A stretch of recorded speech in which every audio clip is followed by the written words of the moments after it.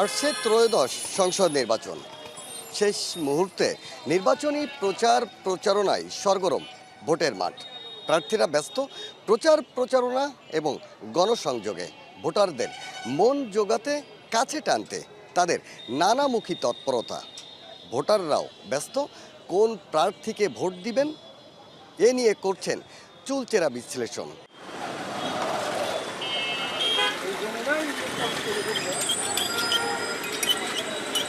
দুর্নীতি না করে এবং দেশকে যাতে উন্নতির দিকে নিয়ে যায় সেই ধরনের লোককে আমরা ভোট দিতে পারি। সাতক্ষীরা থেকে ঢেলে সাজাবে। সাতক্ষীরা 1 নম্বর পৌরসভা হলেও রাস্তাঘাটের উন্নয়ন নেই, বিভিন্ন সমস্যা আমরা জর্জরিত। আমরা রেল পথটা আমাদের খুব জরুরি দরকার। আমাদের এটা একটা সীমান্তবর্তী এলাকা, এখানে একটা মাদকের বেশ সিন্ডিকেট আছে।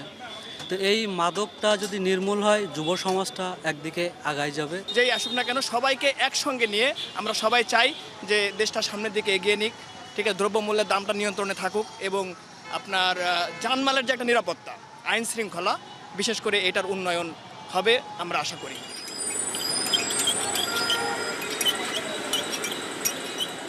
এইবার কিন্তু একটি নির্বাচনের একটি তার উৎসবমুখর পরিবেশ পাওয়া যাচ্ছে, বিশেষ করে তরুণদের মাঝে, বয়োজ্যেষ্ঠদের মাঝে।